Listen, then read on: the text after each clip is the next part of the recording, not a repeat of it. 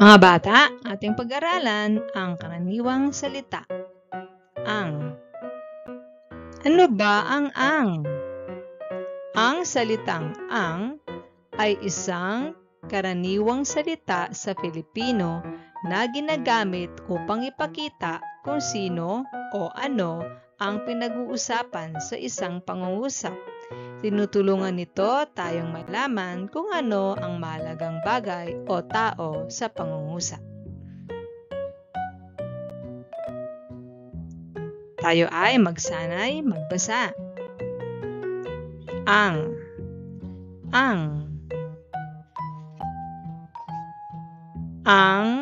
ama. Ang ama. Aasa ang ama. Aasa ang ama. Ang mama. Ang mama. Aasa ang mama. Aasa ang mama. Sasama. Sasama sa masa. Sasama sa masa.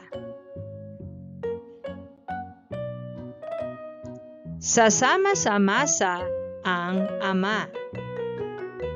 Sasama sa masa ang ama.